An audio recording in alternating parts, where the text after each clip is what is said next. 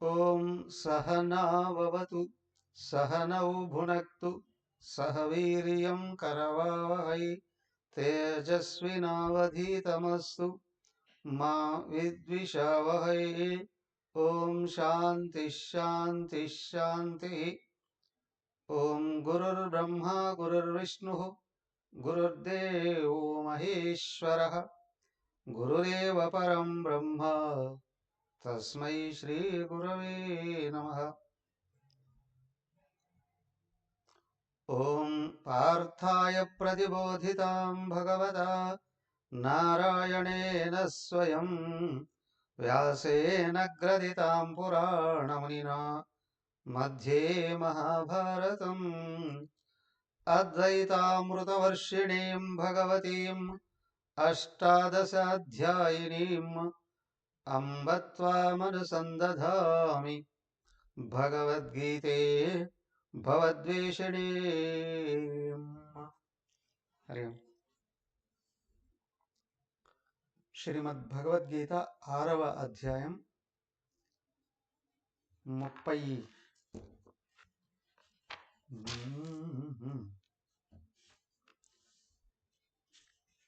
శ్లోకాల వరకు చదివాం. 34 శ్లోకాలు.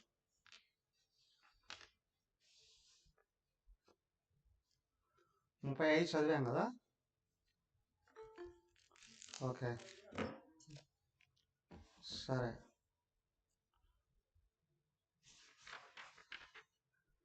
32వ శ్లోకం నుండి ఒక్కొక్క శ్లోకం చదువుతారు. 32 నుండి చదవండి ఒక్కొక్కరు, వచ్చిన వాళ్ళు. ఎవరికి రాదా? ఆత్మోపమేన సర్వత్ర సమం పశ్యతి యోర్జున సుఖం వా యది వా దుఃఖం సయోగి పరమో మతః.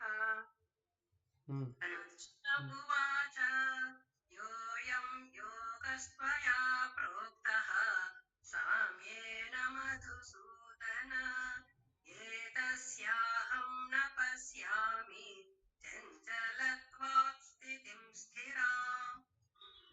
చంచలం హి మనః కృష్ణ ప్రమాధిఫలవజ్జుడం తస్యాహం నిగ్రహం మన్యే వాయోరివ సుదుష్కరం.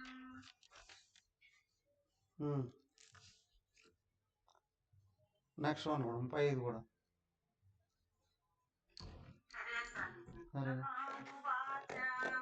అసంశయం మహాబాహో మనో దుర్నిగ్రహం చలం అభ్యాసేన తు కౌంతేయ వైరాగ్యేణ చ గృహ్యతే. ఓకే. పరమమైన యోగి యొక్క సహజ లక్షణాలు ఏ విధంగా ఉంటాయి అనేది 32వ శ్లోకంలో చెప్పారు.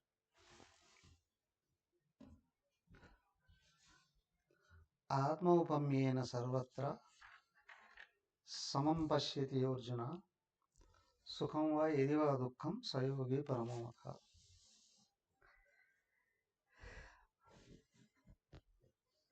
భర్తృహరి చెప్తాడు శ్లోకంలో, జ్ఞాని ఇతరులకు దుఃఖాలు కలిగినప్పుడు గంగా నదిలాగా ప్రవహించి అందరి హృదయాలలో ఉన్న తాపాలను తొలగిస్తాడు. అదే తనకు దుఃఖాలు కలిగినప్పుడు హిమాలయ పర్వతాలలాగా ఉన్నత శిఖరాలలాగా స్థిరంగా నిలబడి నాకేమీ కలగలేదు, ఇవి ఉపాధులకు మాత్రమే అని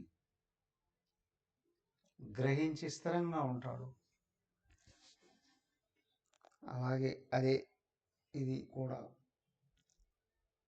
ఇక్కడ చూస్తే ఆయన రాశాడు భర్తహరి. భగవద్గీత ముందుది కాబట్టి. ఆత్మ ఔపమ్యేన సర్వత్ర సుఖం వా ఇది వా దుఃఖం. తనకు దుఃఖాలు కలిగితే చెలించడు, నేను ఆత్మ అని గుర్తించి ఆత్మలో నిలబడతాడు. ఇతరులకు దుఃఖాలు కలిగినప్పుడు తనవిగా భావించి అవి తొలగించేంత వరకు కృషి చేస్తాడు, పరమైన ప్రేమను చూపిస్తాడు. అర్జునుడు విన్నాడు, లాజిక్గా ఉంది. అక్కడ 3వ అధ్యాయంలో ప్రశ్నించినట్టుగా ఇక్కడ ప్రశ్నించలేదు. కానీ ప్రాక్టికల్ మ్యాన్ అర్జునుడు. ఏదైనా ఒక గొప్పది విన్నప్పుడు వెంటనే అమలు చేద్దాము అనే స్వభావం కలిగిన వాడు. ఉన్నతమైంది అమలు చేద్దాము అనుకునేవాడు ఉత్తమ సంస్కారవంతుడు. అల్పమైన దాన్ని పట్టుకొని అవునా దాంట్లో నుంచి ఇంకా ఇంకా దిగజారిపోవడం కొరకు ఏమాత్రం నియమ నిగ్రహాలు లేకుండా ఇదే గొప్పది, అవునా పురాణాలలో వేదాల్లో చెప్పిన పాత చింతకాయలు మేమెందుకు అనుసరిస్తామండి. ఇప్పుడు మేము స్వేచ్ఛగా విచ్చలవిడిగా మాకు ఏం దోస్తే అది చేస్తాము. మనసుకు తోచింది చేసేవాడినే పశువు అన్నారు, అవునా. పాతదైనప్పటికీ లోతులు గ్రహించి నూతన సమాజంలో కూడా ఉన్నతత్వాన్ని అనుసరిస్తూ నియమ నిగ్రహాలతో అనంతమైన తత్వాన్ని పొందడానికి కృషి చేసేవాడు ఉత్తమ సంస్కారాలు కలిగిన వాడు. దిగజారిపోవడానికి ఎంత టైం పడుతుంది?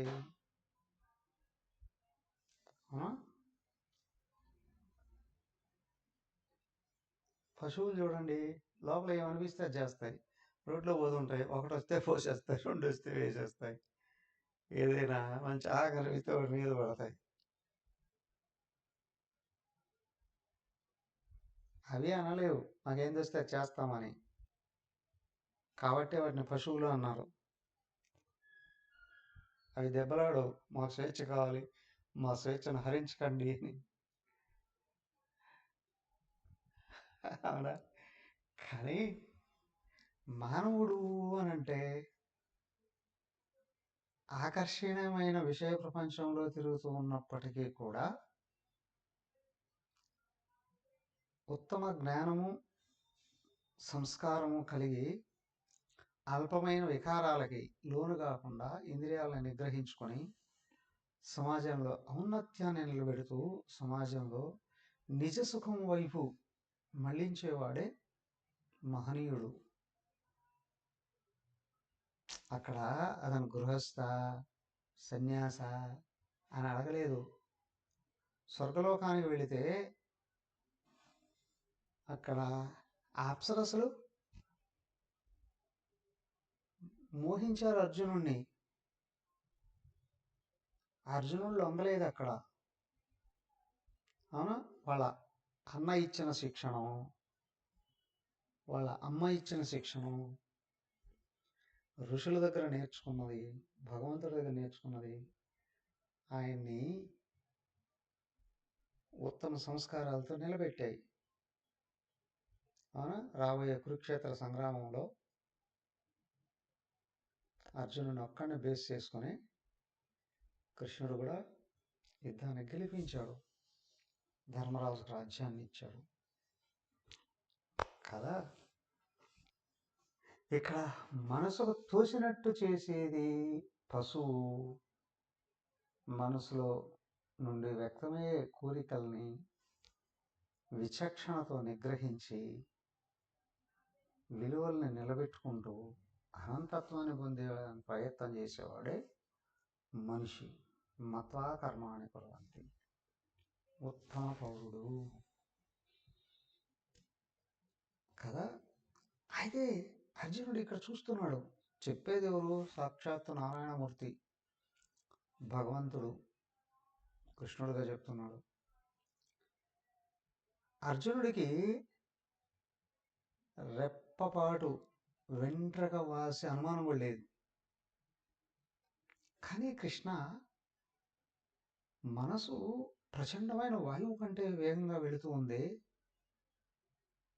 దీన్ని ఎలా నిలబెట్టగలగడం కదా. ఎక్స్ప్రెషన్లో వచ్చిందిగా, మనసు ఇది వాయువు కంటే వేగమైంది అంటే మనస్సు. ఇక్కడ నుంచి అమెరికాకి వెళ్ళడానికి వాయువుకి కూడా కొన్ని టైం పడుతుంది, కానీ మనసు సెకండ్ లోపల అక్కడ ఉంటుంది కదా. ఇట్లాంటి దాన్ని ఎలాగ నిలబెట్టడం, దాని లక్షణాలు కూడా చెప్పాడు. చంచలత్వ ఒక చోట ఉండదు, స్థిరాం స్థితి నిలకడగా ఉండదు. ఎక్కడ ఉంటుందండి? ఒకటి మాత్రం నిజం, నువ్వు ఎక్కడికి వెళ్ళినా అక్కడ ఉండదు, వేరే చోటుకి వెళ్ళిపోతుంది. దానికి ఇష్టమైన చోటుకి నువ్వు వెళ్ళు, కానీ అది అక్కడ ఉండదు, అక్కడి నుంచి ఇంకో చోటుకి వెళ్ళిపోదు కదా. ప్రమాది వద్దనదే చేస్తుంది. విచిత్రం, ప్రమాది అది కదిలితే నిన్ను నువ్వు మర్చిపోతావు. అవునా? దాన్ని ఆపుకో అంటే నువ్వు భగవంతుడిగా గుర్తుంచుకుంటావు. అది కదిలితే నిన్ను మరపిస్తుంది, ప్రమాది. బలవతు అది రాదు. అవునా? ఒక అమ్మాయి ఒక అబ్బాయి ప్రేమించుకున్నారు, ఎవరూ ఒప్పుకోలేదు, అటు వాళ్ళు ఒప్పుకోలేదు, వీళ్ళు ఒప్పుకోలేదు. పైగా వాళ్ళిద్దరిలో ఒకరు తెలివైన వాళ్ళు కావచ్చు, ఇంకొకరు తెలివైనోడా. ఆ తెలివి వాళ్ళ చెప్పారు, అబ్బాయికి ఉద్యోగం లేదు, మంచి కుటుంబం కాదు, ఇంకా పైగా కొన్ని కూడా చెప్తారు, మన కులం కాదు, మతం కాదు, వర్ణం కాదు. లేదా అబ్బాయి తల్లిదండ్రులు చెప్పచ్చు, అమ్మాయి అసలు రంగు బాగలేదురా, సంస్కారాలు బాగలేదురా, ఉత్తమ కుటుంబం కాదురా, కానీ నాకు అమ్మాయే కావాలి అంటాడు. ఎందుకు? బలవతు మనసు ఇరుక్కుపోయింది అక్కడ.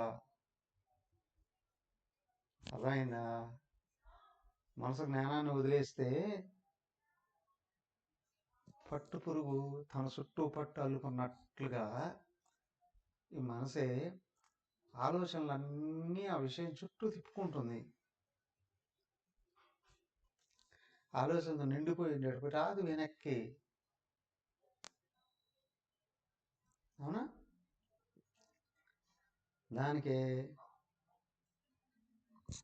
ప్రేమలో పడ్డా లేదా అనుకోనిది జరిగి బాధలలో కృంగిపోతున్నా ముందు ఆ వ్యక్తిని ఆ స్థలం నుండి కొంచెం దూరంగా తీసుకెళ్ళండి అంటారు. అవునా? అదే స్థలంలో ఉంటే ఆలోచనలు అవే తిరుగుతూ ఉంటాయి, బయటకు వెళ్తే ఈ ఆలోచనల యొక్క వేగం తగ్గుతుంది. బలవతు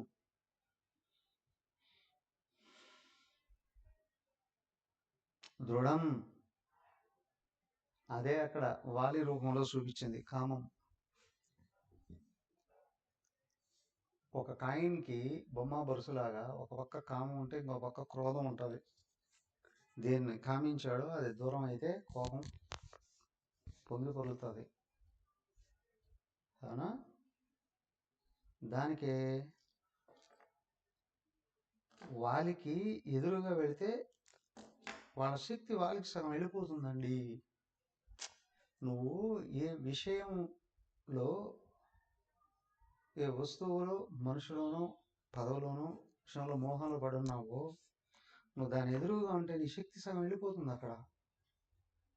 దానికి రాముడు చెట్టుచాటు నుంచి కొట్టాడు అండి అంటే నువ్వు ఆ వస్తువుని కనిపించకుండా నువ్వు ముందు చేసుకో. వస్తువుకి నువ్వు దూరం అవుతావా, లేదా దేని మీద మోహం ఉందో ఆ వస్తువును నువ్వు దూరం చేసి కూర్చుంటావా? అప్పుడు మనోవేగం తగ్గితే బుద్ధి పనిచేయడం మొదలు పెడతాది. ఈ బుద్ధి కూడా దైవాన్ని ఆశ్రయిస్తేనే ఈ ఆలోచన కూడా వస్తుంది. దానికి సుగ్రీవుడు బుద్ధి అని, వాలి మనస్సు అని అంటారు. సుగ్రీవుడు భగవంతుడిని ఆశ్రయించినప్పుడు భగవంతుడు సలహా మేరకు కృషి చేస్తున్నాడు. కానీ రాముడు కనిపించడు. అంటే ఆత్మస్వరూపమే.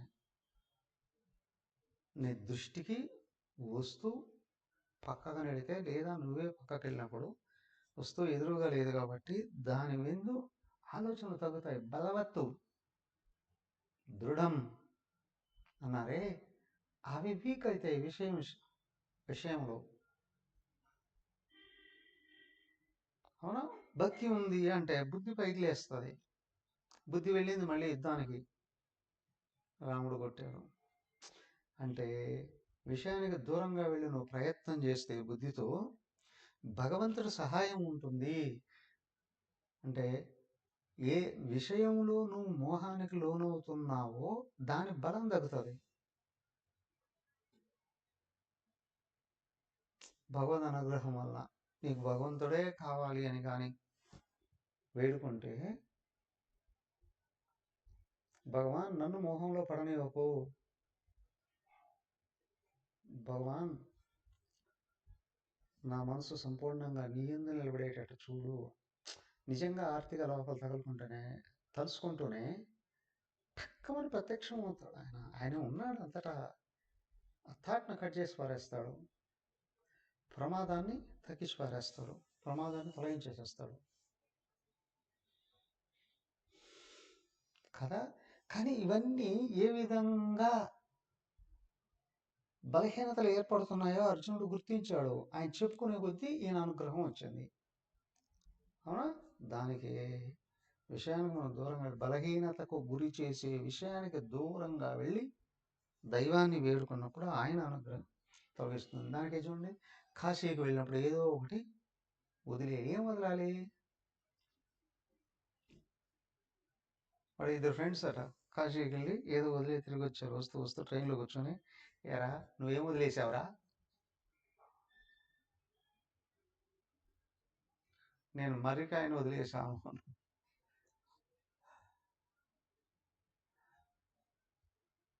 ఇంతకు నువ్వేం వదిలేవు? నేను జిల్లేడుకాయను వదిలేసాను. నీకంటే తక్కువైన వాడినా? నేను జిల్లేడుకాయను వదిలేసాను. మర్రికాయ తింటారా, జిల్లేడుకాయ తింటారా?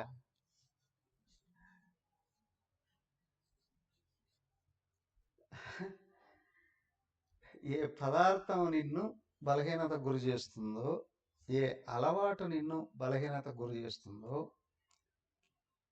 ఏ లక్షణం నిన్ను బలహీనతకు గురి చేస్తుందో, ఏ వ్యవహారం నిన్ను బలహీనతకు గురి చేస్తుందో దాన్ని వదిలేయి బాబు అన్నారు. దైవానికి వదిలేసామంటే ఇంకా మళ్ళీ తీసుకోము అని. అవునా? అది కాశీకే వెళ్ళి వదలాల్సిన అవసరం లే. నువ్వు ఎక్కడ ఉంటే అక్కడే ఉన్నాడు కాశీనాథుడు, విశ్వనాథుడు, విశ్వేశ్వరుడు, ఈశ్వరుడు హృదయంలోనే ఉన్నాడు. నువ్వు మనస్ఫూర్తిగా దీని నుండి నన్ను బయటపడవేయి అని నువ్వు వేడుకుంటే బయటపడతావు. అదే అర్జునుడు అడిగింది ఇక్కడ. కృష్ణ, మనః చంచలం హి ప్రమాది బలవతు దృఢం. గుర్తించాడు. మనసును నిగ్రహించడంలో ప్రయత్నం చేయడం వల్ల ఆ లోపల ఉన్న బలహీనతలని గుర్తించి చెప్పుకుంటున్నాడు. అలాగే మనము భగవంతుడికి మన బలహీనతల్ని గుర్తించి తొలగించుకొని బయటపడాలి అని లోపల ఆర్తితో వేడుకుంటే బయటపడిపోతాం.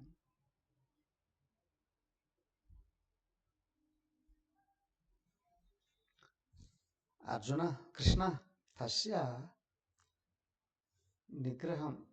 నిగ్రహం నమన్యే. వాటిని నిగ్రహించడం, ఈ మనసును నిగ్రహించడం అంత సులభం కాదు అని అనిపిస్తుంది. వాయోరివ ప్రచండమైన వాయువులాగా సుదుష్కరం చాలా కష్టం అనిపిస్తుంది. ఈయన వీలు కాదని డిసైడ్ కాలేదు. కృషి చేశానయ్యా, చాలా కష్టంగా ఉంది నాకు.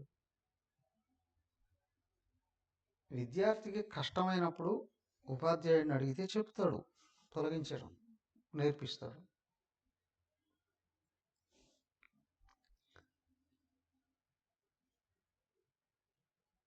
పిల్లలకు కష్టమైనప్పుడు తల్లిదండ్రులను వేడుకుంటే తొలగిస్తారు.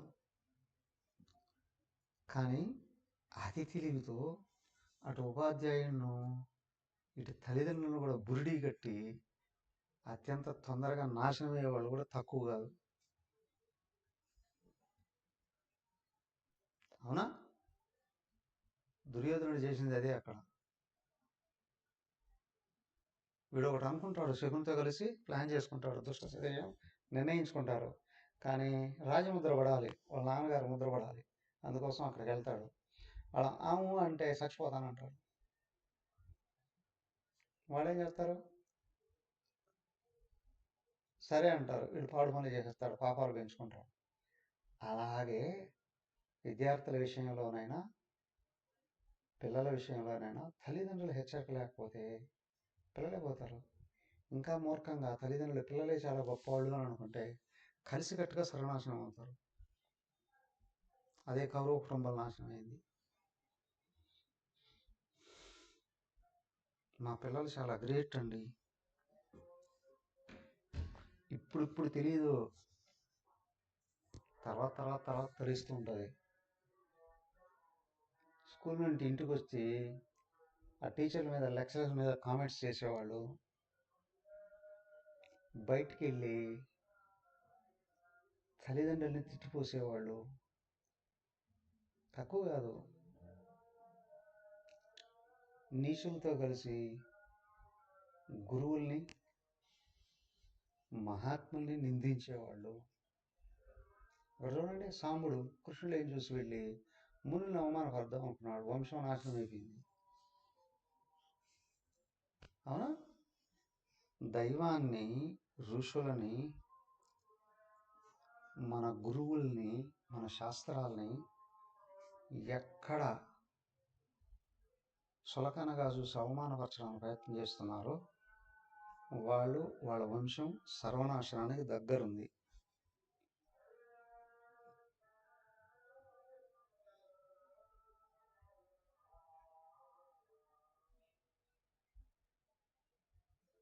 చావుకు దగ్గరైన వీళ్ళని విమర్శించకూడదు, అదే రక్షిస్తుంది.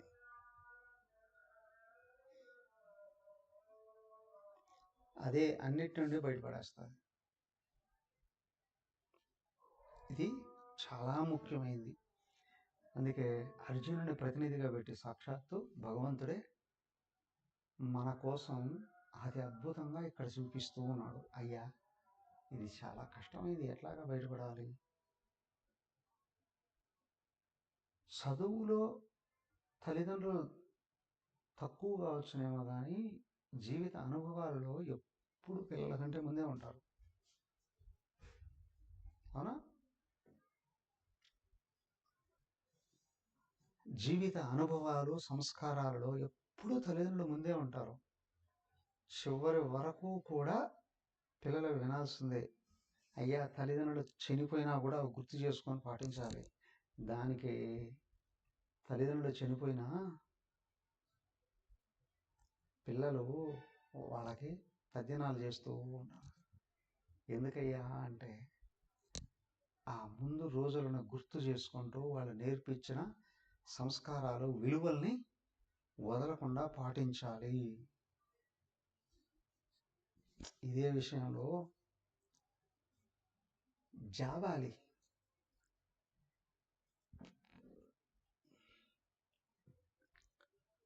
భరతుడు రాముడు కలిసినప్పుడు రాముడిని వెనక్కి తీసుకురావడానికి వస్తాడు కదా భరతుడు.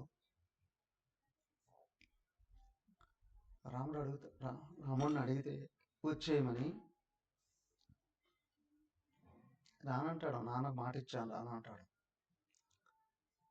జాపాలు అంటాడు మధ్యలోకి వచ్చి, నాస్తికుడు ఋషి, నాస్తిక ఋషి. ఆయన, ఏమయ్యా మీ నాన్నకు మాట ఇచ్చావు, మీ నాన్న లేడు కదా ఇప్పుడు, నువ్వు వచ్చేయచ్చు కదా అని.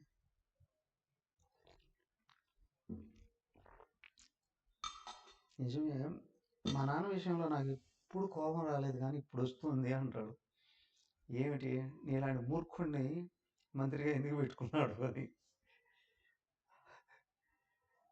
పోయి నీలాంటి మూర్ఖుడిని ఎందుకు మంత్రిగా పెట్టుకున్నాడు మా నాన్న, మంత్రిగా నువ్వు ఈ మాట మాట్లాడమా?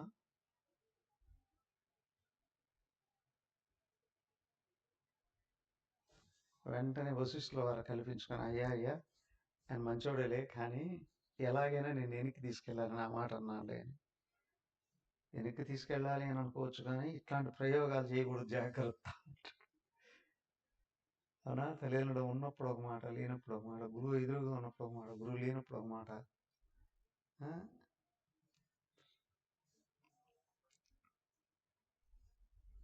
దానికే చెప్పారు, ఆత్మ సాక్షిత్వంలో వ్యవహరించాలి నువ్వు సాధనలో ముందుకెళ్ళాలి అంటే. 9వ అధ్యాయంలో చెప్పాడు, గతిర్భర్త ప్రభు సాక్షి. నీకు గతి భగవంతుడే, నిన్ను భరించేవాడు భగవంతుడే. అవునా, నిన్ను పరిపాలించేవాడు భగవంతుడే. ఆయన నీలోనే, నీ స్వరూపంగానే సాక్షిగా కూర్చొని చూస్తున్నాడు. ఇది మర్చిపోకు. భగవంతుడు చూస్తుంటే ఒక విధంగా, చూడకుంటే ఒక విధంగా, ఎల్లప్పుడూ నీలో నీ రూపంగానే కూర్చొని చూస్తున్నాడు అయ్యా ఆయన. ఇది మరచిపోకు కదా. ఆయన అనుగ్రహంతోనే ఆయన గుర్తుంటాడు.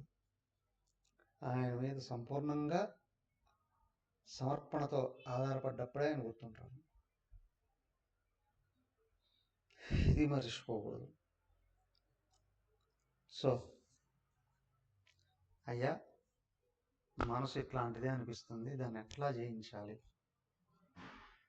భగవంతుడు క్షణం గొక్క తిప్పుకోకుండా చెప్పిస్తున్నాడు, అసంశయం మహాబాహు. మహాబాహు, పొడవైన చేతులు కలిగిన అర్జున, నువ్వు ప్రాక్టికల్గా చూస్తూ ఉన్నావు, వెరీ గుడ్, నీలాంటి శిష్యుడు నాకు కావాలి. సంశయమే లేదు నువ్వు చెప్పింది దాంట్లో. మనం దుర్నిగ్రహం చలం, మనసు నిగ్రహించడానికి చాలా చాలా చాలా కష్టమైంది. Yes yes yes yes. Kaunteya, నువ్వు చాలా గొప్ప ప్రాక్టీస్ చేసావు కానీ బట్ నా దగ్గర నువ్వు మాత్రం బచ్చావే, పిల్లాడువే. అదిగో నేను ప్రాక్టికల్గా చెప్తున్నా. కౌంతేయ అభ్యాసేనతో వైరాగ్యేణ చ గృహ్యతే. అభ్యాసేన వైరాగ్యేణ గృహ్యతే. నేను చెప్పింది ప్రాక్టీస్ చేయి. అయితే ఒకటి మాత్రం నిషేధ విషయం, నిన్ను బలహీనతకు గురి చేసే విషయాలను తలసుకోకు, దగ్గరకు రానివ్వకు. నీకేది నిషిద్ధమో దాన్ని రానియకు, ఆ భావాన్ని రానియకు. దానికే సాధకుడికి మహానుభావుడికి అడ్డెళితే వాళ్ళు ఏం చేయరు. సాధకుడు భగవంతుని వేడుకుంటాడు, మహానుభావుడు ఊరికేస్తుంటాడు. 2 సమయాలలో భగవంతుడే వాళ్ళని ఛేదించి పారేస్తాడు. అదే కదా పరిత్రాణాయ సాధూనాం వినాశాయ చ దుష్కృతాం. ఎవడయ్యా దుష్టుడు? తప్పు చేసేవాడు దుష్టుడు అని కాదు, సజ్జనుడికి అడ్డుపోయేవాడు, సత్కర్మలకు అడ్డు తగిలేవాడు, సాధకులకు అడ్డు తగిలేవాడు. అర్థమైందా? సద్గుణాలు పెరిగే చోట అడ్డు ఎవడైతే వస్తున్నాడో వాడే దుష్టుడు. హిరణ్యకశిపుడు 1000 సంవత్సరాలు తప్పు చేశాడు. భగవంతుడు ఏమల్లా ప్రహ్లాదుని శిక్షించడానికి ప్రయత్నం చేశాడు, ఇప్పుడే పరిగెత్తుకుంటూ వచ్చేశాడు.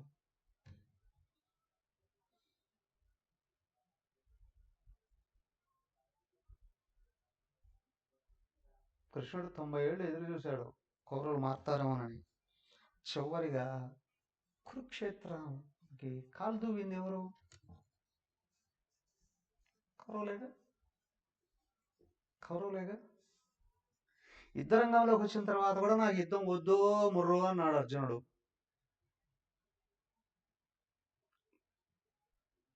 అందుకే కృష్ణుడు 18 రోజులు అక్కడ పెట్టి వరుస పెట్టి కోట్ల మందిని గడ్డి కోసినట్టు కోసేశాడు.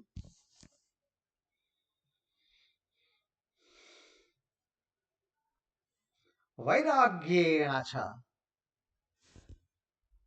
నిన్ను బలహీనతకు గురి చేసే వ్యక్తి అయినా, వస్తువైనా, వ్యవహారమైన, ఆలోచన అయినా దాని మీద ఆసక్తిని తొలగించి భయాన్ని తొలగించు. ఆసక్తి రణవిశ్వంగ పత్రధార గృహాదిషు అన్నారు అక్కడ.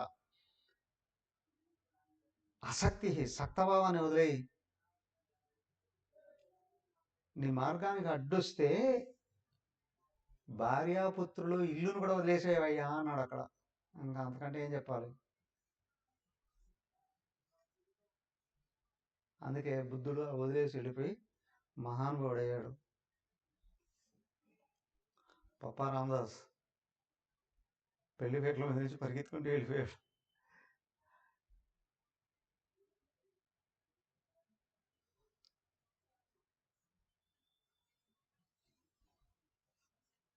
ఆయన వాళ్ళ అమ్మ భోజనం పెట్టమంటే, అరే ఉండరా నీ భార్య వచ్చేదాకా ఆగమంటే ఎవరైనా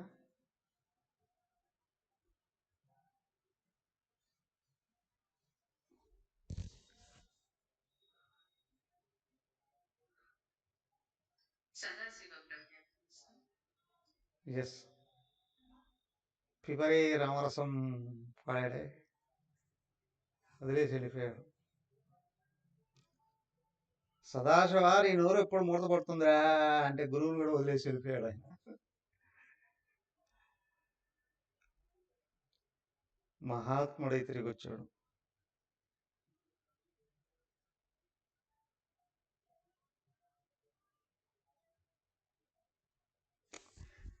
నువ్వే భగవంతుడివి. విషయ ఆసక్తి వల్లనే అది మరుగుపడుతుంది. దాన్ని వదిలి, అదే వైరాగ్యం. అల్పమైన దాన్ని వదిలి అధికమైన దాన్ని పట్టుకోవడం. ప్రపంచం అంతా అల్పం, అనంతుడు భగవంతుడు, ఆయన పట్టుకో. అభ్యాసైన, ఇదిగో ఒకటి చెప్పారు, క్రమంగా జాగ్రత్తగా మనసు నిలబెట్టడానికి కృషి చేయి. 11వ శ్లోకం నుండి 32వ శ్లోకం దాకా చెప్పబడినటువంటి విషయం 22 శ్లోకాలు స్పష్టంగా బోధించాడు ఆయన.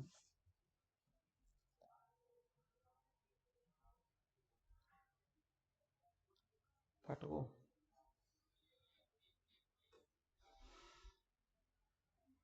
పూర్ణత్వంలో నిలబడతావు కదా. దానికే చూడండి, కంటిన్యూ చేస్తూ ఇంకొక విషయం కూడా చెప్తున్నాడు. బాబు ఇదో అయితే అందరికీ వీలవుతుందా? అవుతుంది, కానీ చూడు, అసంయతాత్మన యోగ దుష్ప్రాపయితి మే మతి వశ్యాత్మనా తు యతత శక్యో వాప్తుముపాయతః. అత్యంత ముఖ్యమైన విషయం అర్జున, ఇదిగో ఒక విషయం మాత్రం, అసంయతాత్మన, మనసును గ్రహించుకోవడానికి కృషి చేయని వాడు, కృషి చేసిన నా మనసు నా మాట వినట్లేదండి అనేవాడు, మనసు కంట్రోల్ లేనివాడు, దుష్ప్రాపయితి మే మతి, యోగాన్ని పొందలేడయ్యా.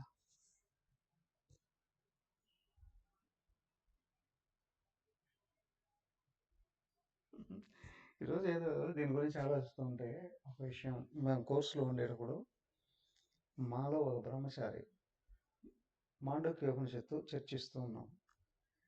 ఆయన ఒక ఉదాహరణ తీశాడు. ఎట్లాగైనా ఆత్మతత్వాన్ని పొందాలి అంతే కదా, ఇవన్నీ నియమాలు పాటించాల్సిన అవసరం ఏమొచ్చింది యాజ్ ఇట్ ఈస్గా. ఆయన ఒక ఉదాహరణ చెప్పాడు. నేను మా ఇంట్లో చిన్నప్పుడు పండుకొని బెడ్ మీద పండుకొని ఆ కిటికీ దగ్గర అవి ఈత పండ్లు తింటూ తింటూ ఆ గింజలు ఎత్తి విసిరేసేవాడిని బయటికి. ఆ కిటికీ రంధ్రాల నుండి బయటకి వేస్తూ ఉంటే ఆ కడ్డీని తగిలి లోపల పడుతూ ఉండేది గింజలు. కానీ నేను ఇంకొక పని చేశాను. ఆ ఆ రాడ్డును కొట్టడానికి ప్రయత్నం చేసినప్పుడు అంతా ఆ సందులో నుంచి పడి బయటపడిపోయేది. నాకు అప్పుడు అర్థమైంది, మనం డైరెక్ట్గా కృషి చేస్తే వీలు కాకపోతే ఇండైరెక్ట్గా కృషి చేస్తే వచ్చేస్తుంది, ఆపోజిట్ సైడ్లో ప్రయత్నం చేస్తే వస్తుందని. నాకు ఇక్కడ కూడా అట్టాగే అనిపిస్తుంది. ఆయన ఆ మార్గంలోనే ఉంటున్నాడు, బట్ వేరు. కానీ ఇక్కడ విషయం ఏంటి అంటే, ఇక్కడ నువ్వు ఆపోజిట్గా కృషి చేస్తే అది కుదరదు. నీకు కిటికీలో ఆ రాడ్లు రంధ్రాలు ఒకే వైపునే ఉన్నాయి ఎదురుగా, అవునా? కానీ ఇక్కడ విచిత్రం ఏంటంటే, నీ దృష్టికి ఎదురుగా ప్రపంచం ఉంది, వెనక భగవంతుడు ఉన్నాడు, అవునా? నీ మనసుని ప్రపంచం నుండి వెనక్కి తిప్పి పరమాత్మ వైపు తిప్పుకోవాల్సిందే. ఇక్కడ నువ్వు అక్కడ అనుసరించినటువంటి ఆ రాంగు మెథడు సర్వనాశనానికి దారితీస్తుంది. అర్థమైందా? కొద్దిపాటి తెలివితేటలు సహజంగా ఉండొచ్చు, కానీ ఆత్మతత్వాన్ని అందుకోవాలి అని అనుకుంటే ప్రాపర్ వేలోనే వెళ్ళాలి.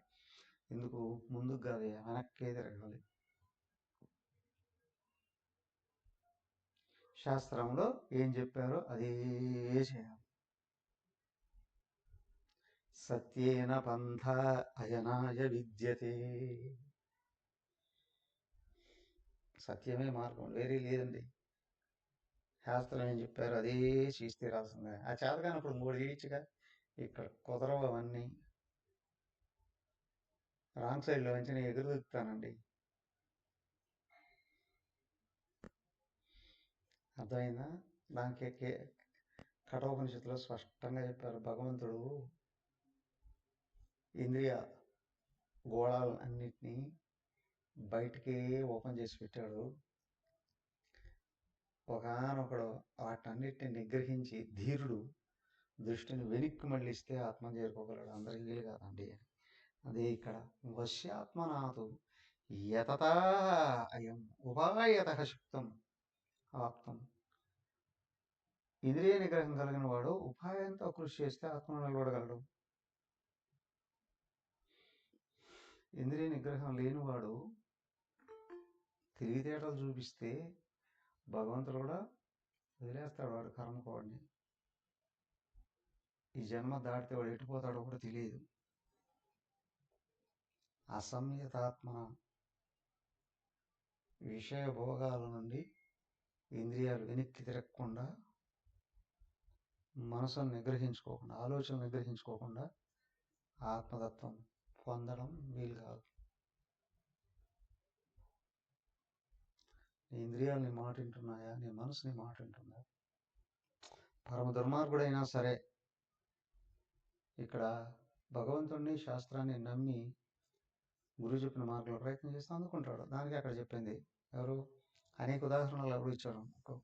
అపిచేత్సు దురాచార భజతే మా అనన్యభా సాధురేవ సమంతవ్య సమ్యక్ వ్యవసితో హి సహ క్షిప్రం భవతి ధర్మాత్మ శశ్వచ్ఛాంతం యగచ్చతి కౌంతేయ ప్రతిజానీహి నమే భక్త ప్రణశ్యతి. సో నా మే భక్త న ప్రణశ్యతి. నాకు భక్తుడైన వాడు చెబోడు.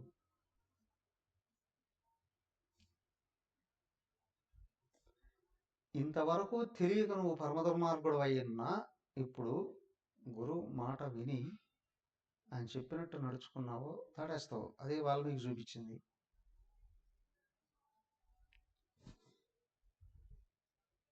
అంగుళీమాలుడు కూడా బుద్ధుడి చేత ప్రేరణ పొంది,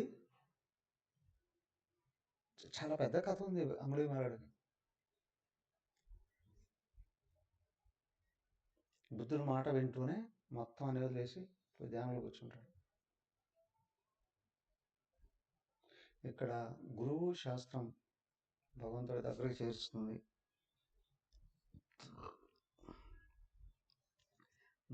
ఇంద్రియాల నిగ్రహం లేనప్పుడు చాలా గొప్ప గొప్ప నీతులు చెప్తారు. వాటిని ఆసురనీతిలో అన్నారు. ఇట్లాంటివి చారుచర్య అనే ఒక గ్రంథంలో ఉంది. మేము చిన్నగా ఉన్నప్పుడు కోర్సులు ధర్మేల కోసం అప్పుడు ఒక ఆచార్య గారు ఇదిగో చారుచర్య బోధిస్తున్నారు. ఆ గ్రంథాన్ని అమ్మగారి దగ్గర తీసుకెళ్తే ఇదేవడరా చెప్పింది, ఇది అసలుకి చెప్పిన గ్రంథం, మనం అధ్యయనం చేయకూడదు అని. అసలుకు బోధించిన చర్య అది. ఇదైనా సో అసలధర్మాలు వేరు. అసత్యం చెప్పేనా పెళ్లి చెయ్యో లేకపోతే ఇంక ఏదేదో అంటారే, అసత్యం ఎప్పుడు ఆధ్యాత్మిక మార్గంలోకి యాక్సెప్ట్ చేయబడదు. రాజసికులకే, విషయాసక్తి కలిగిన స్వార్థపరులకే అది.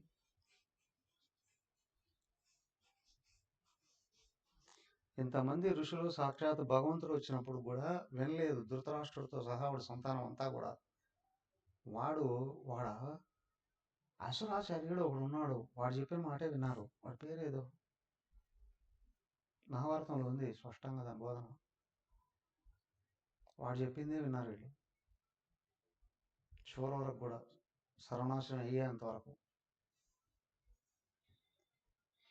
కా అనే అక్షరంతో మొదలవుతుంది తన పేరు.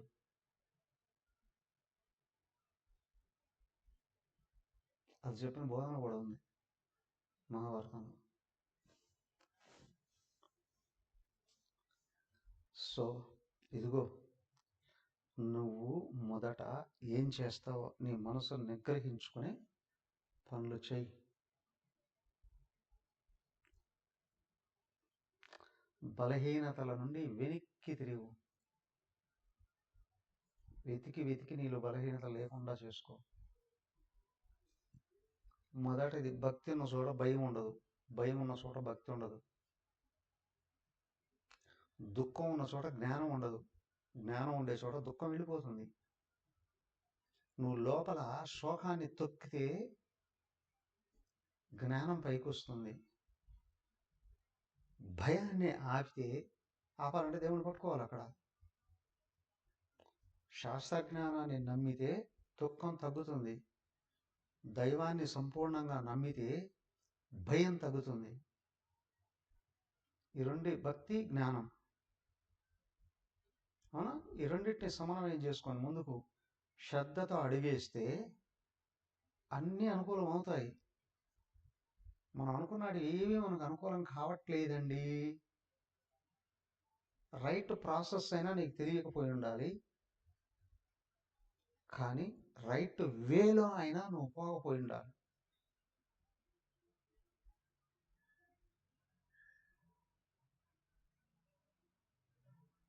దానికి భక్తి జ్ఞానాలు ఎక్కడైతే ఉన్నాయో రెండు తెలుస్తాయి.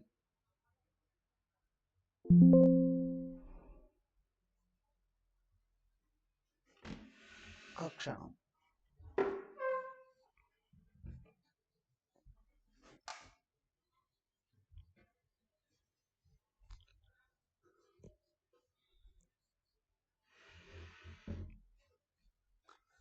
అర్థమైందా? సో ఇక్కడ నేరుగా ఏదో డైరెక్ట్గా ప్రపంచం గురించి తెలియనటువంటి బలహీనతలకి భగవంతుడు అని పేరు చెప్పుకుని ఒక కాన్సెప్ట్ ఏదో తీసుకొని వచ్చి అది శాస్త్రాలను బోధించేస్తుంది అని, అయ్యా పార్లమెంట్లో కూర్చోన్న వాళ్ళు కూడా ఇట్లాంటి దుష్టబోధనలు చేస్తున్నారు. కాదు, ఇక్కడ ఆధ్యాత్మిక శాస్త్రంలో మొట్టమొదట చెప్తూ ఉన్నది తత్వమసి అని. నువ్వు భగవంతుడివే అయ్యున్నావు. ఇదిగో ఆధ్యాత్మిక శాస్త్రం అది నిరూపిస్తుంది. దీని దాకా రావాలంటే ఇదిగో, నేను మాట్లాడేది సత్యం అయి ఉండాలి, నేను నడిచేది ధర్మం అయి ఉండాలి. దాన్ని లోపల పట్టుకున్నటువంటి వాడికి ఆధ్యాత్మిక శాస్త్రం యొక్క గొప్పతనం తెలుస్తుంది. ఆయన ఎవరో చూడండి, భారత మాత అనేది అన్పార్లమెంట్ వర్డ్ అని అంటున్నాడు ఒక ఆయన. ఆయన స్థాయి ఏంటి? భారతమాత అనేది ఒక కల్పన.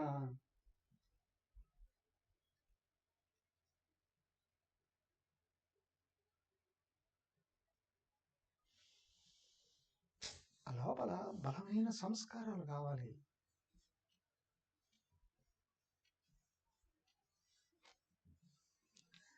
ఎందుకు చెప్పాల్సింది వచ్చింది అంటే, గొప్ప పదవుల్లో ఉన్నవాళ్ళు గొప్పవాళ్ళు అని కాదు,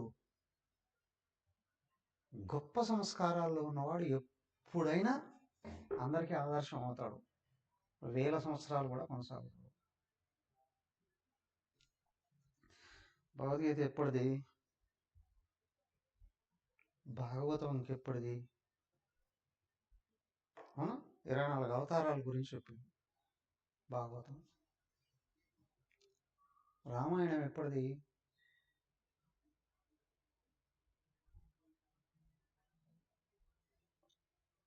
నిత్య సత్యాలు. అవునా? అవి ఎప్పటికీ మారవు. ఇక్కడ జనాలలో సంస్కారాలు మారిపోయి దిగజారిపోతూ ఉంటారు. ఆ దిగజారిన సంస్కారాలే వాళ్ళు అనుకున్న సుఖాలు సంపదలు ఏమో కలుగుతున్నాయి కాబట్టి ఇవే రైట్ అని అనుకోవచ్చు. కాదు కాదు, వాటి వలన సుఖాలు అదే భోగాలు వస్తాయేమో కానీ నిజ సుఖం రాదు, ఔన్నత్యం రాదు. చివరికి రోగాలు వచ్చి పిల్లలు కూడా దూరంగా చేసి పారేస్తారు, నువ్వు ఆచరించిన విధి విధానం కరెక్ట్ కాకపోతే.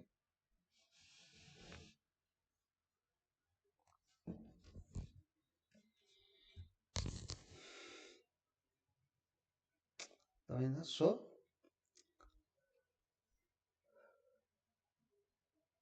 ఎప్పుడో కురుక్షేత్ర రణరంగంలో అర్జునుడికి కృష్ణుడు చెప్పిన ఒక చిన్న విషయంలో ఇంత ఉందా అండి? ఉందా లేదా? ఉందా లేదా? అర్జున, ఎప్పటికీ జీవితం ఒకే రకంగానే ఉంటుంది, కానీ అయ్యా పంచభూతాలు మారట్లేదు. అవునా? భూమి మారలేదు, సముద్రాలు నదులు మారలేదు, సూర్యచంద్రులు మారలేదు. అవునా? గాలి కొత్త గాలి రావట్లేదు కదా. మనం అప్పటికి ఇప్పటికీ కళ్ళతోనే చూస్తున్నాము, నోటితోనే తింటున్నాము, ముక్కుతోనే గాలి పీలుస్తున్నాము, చెవులతోనే వింటున్నాము, గుండె రక్తం తయారు చేస్తుంది, తిన్న ఆహారం పొట్టలోకే వెళ్తుంది. ఏమిటయ్యా మారింది? ఆలోచనలో దరిద్రం వచ్చి కూర్చొని, నీచత్వం వచ్చి కూర్చొని మానవుల ఆలోచనలు పోకడలు నికృష్టంగా మారుతున్నాయి. కానీ ఏం మారే?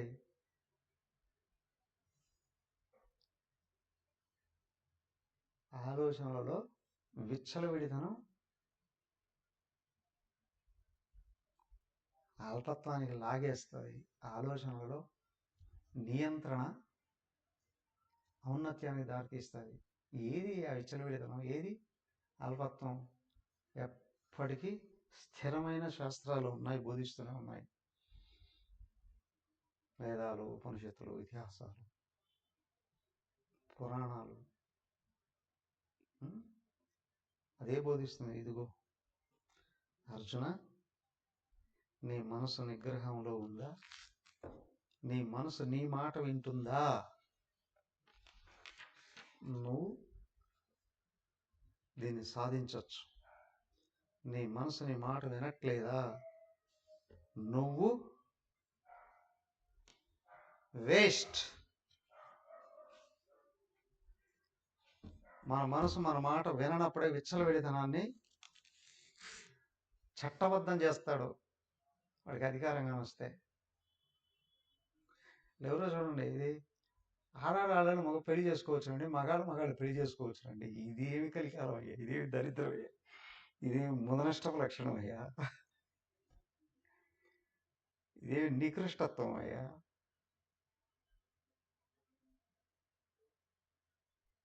పెళ్ళి అనే కాన్సెప్టే ఎందుకు?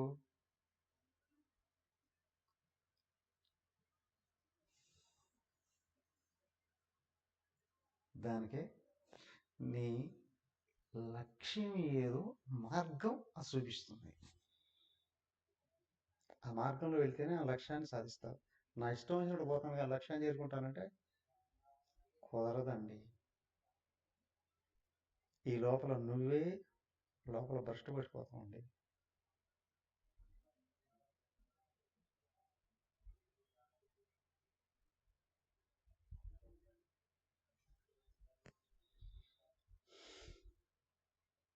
రైట్ వేలో వెళ్ళి అనంతతత్వాన్ని అందుకు. నా అన్య పంథ అయనాయ విద్యతే సధ్యేన పంథ అయనాయ విద్యతే తదాస్తు. హరి ఓం. అర్జునుడు విన్నాడు కానీ ఇంకో సందేహం వచ్చింది. అదేంటి నెక్స్ట్ చెప్పుకుందాం.